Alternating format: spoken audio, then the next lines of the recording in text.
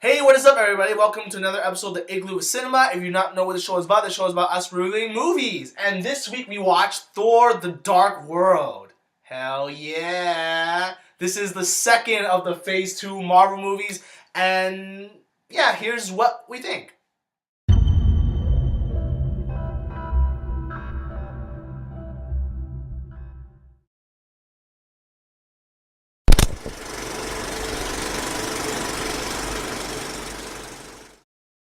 So if you don't know what Thor 2 is about, it's about a guy named Thor who has a hammer and some dark elves who like to make things dark. And Thor does not like things that are dark, so he's going to attempt to try to make things not dark and with his hammer. So that's what the movie's about. If you guys want to know the full synopsis, it's in the description box down below. But let's continue on with this review. So like all the reviews, we're going to take turns talking about what we liked and what we didn't like, and that's just going to be the review. So I'm going to start off. I absolutely love this movie. I think this is leagues ahead of Iron Man 3. Oh yeah. Which was a humongous disappointment, and it's so far the best Phase 2 movie, and like I finally got what I wanted from the next phase of the Marvel movies. And what I really loved about this movie is how different Thor is. He's more grown up. He's developed. He's a different character, and that's one of the main problems I had with Iron Man 3. Tony's still the same character as he was in the first movie. Yeah. He doesn't learn anything. Thor learned a lot of stuff from the first Thor movie. And it's not just Thor, it's like the whole... Everyone. And like you were saying earlier, it just seemed like in the first one they're like teenagers, and this one it felt like they were more grown up. Yeah. And you can really see that. Like Thor is taking responsibility for a lot of things. He's using his powers for good, and he's thinking straight. Even like his father, who...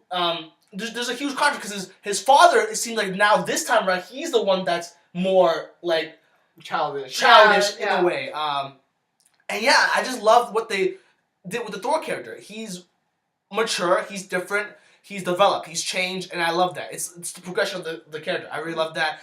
I just thought the visuals were amazing. Yeah. Just like everything was so beautifully made. The story was great. I loved it.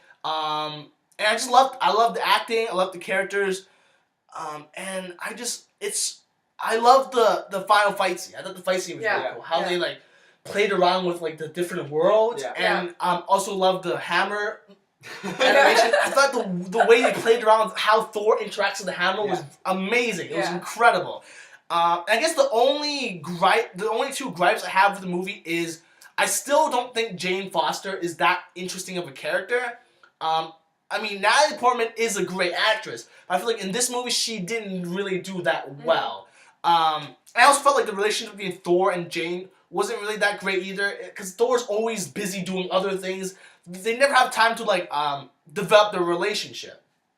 And also another problem I had was I feel like they could have explained in more depth about how they like can travel between the worlds and stuff.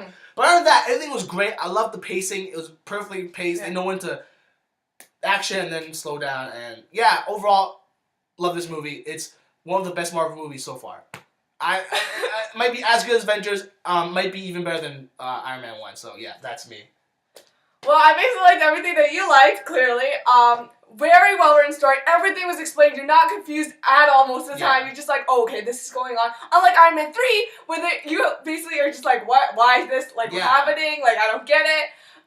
They connected to Avengers, but like in a way that it's like very subtle, but you still understand why things are happening, and like the way they like the Asgardian world and the real world kind of thing. They don't like overpower one another. Like they work together, and it's not like they show more of the real world, they show less of the other world, things like that.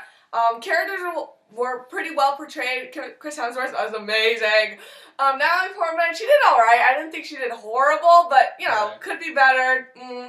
Nitpick would be like the villain. He was good, like he was threatening. I liked his look and everything, but I feel like they could have developed him more. Yeah, but like, he was okay. Yeah, I liked his design and stuff. But you know, it could have been better. I think.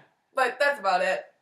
Okay, so I'm basically me repeating like a lot of stuff. But what I really like noticed about the story was that it was really well written in the fact that it kept you on your toes. Like Right, it kept moving at a pace that you were never saying, "Whoa, slow down," but you were never saying, "Why is this scene taking so long?" They knew how to like pace it so that it wasn't like Man of Steel where it was like there's a huge battle and then there's like a pause here and then there's huge battle again. They knew exactly when to stop, when to start. And the director clearly knows each and every character because when the script writer knew the characters as well because when they were working together and they were writing these characters, it felt like they were writing scenes specific to portray each character to show off who they were actually. And one of my favorite scenes, it's a really small scene that you would miss completely if you weren't paying attention. But it's just this small scene of just Asgardian civilians just walking through the city, and that really hit home to me about how they're trying to reconstruct Asgard as this actual place rather than just this city skyline that you see every so like often. one of the big problems I had with Thor 1, and I forgot to talk about this in when I was talking about the movie, was like how like they showed Asgard and then they go to Earth. I'm like, wait, I want to know more about Asgard. And that was one of the problems I had with Thor 1, and I liked how they addressed that. Yeah. They expand the world and they put us into the world, and they had more stuff happen in Asgard, and I just loved how they explored it. Yeah. And like you said, it felt more like a city. Yeah. And kudos to Tom Hiddleston. He was top notch. Him and Chris Hemsworth had this kind of relationship that almost rivals Eric and Charles in X-Men First Class.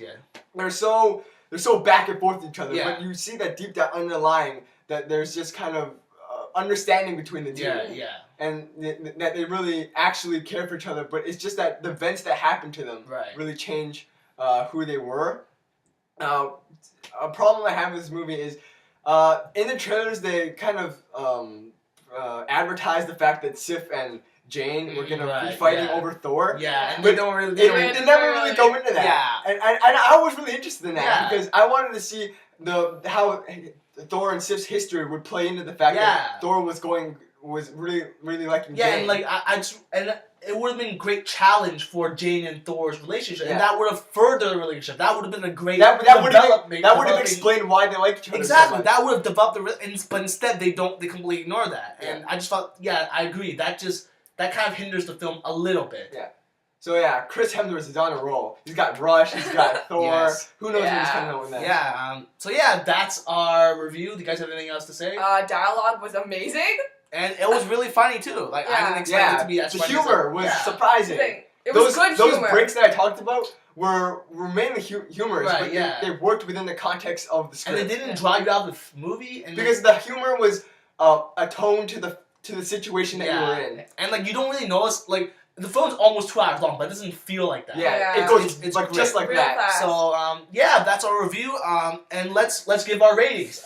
So me, Thor 2, I give it a 9 out of 10. I think it's great, amazing, one of the best Marvel movies ever. I feel like, and definitely one of the best out of Phase 2.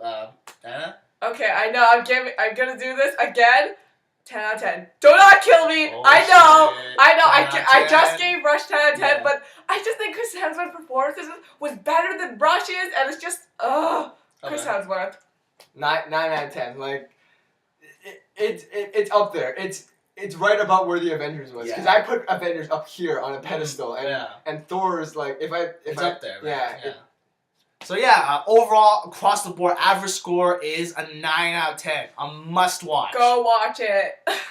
So that's it for our review of Thor 2. If you guys watch this movie, please give your comment down below. Tell us your review of the movie. Do you like it, dislike it, agree with us, disagree with us? Why or why not? Tell us down below.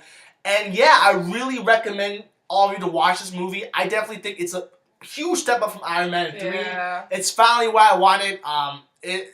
It doesn't disappoint, and I'm really excited to see where Captain America goes with this. Hopefully Captain America follows Thor 2's lead and creates an even better Phase 2 movie. Who knows? Maybe we'll see. But definite must watch.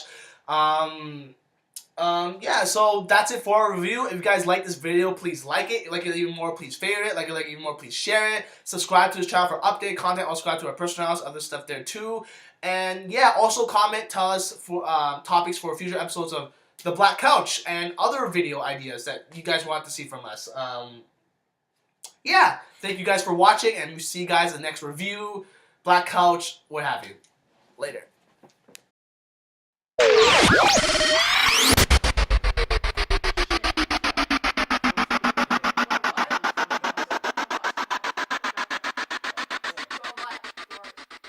the Dark World. Thor 2, The Dark World.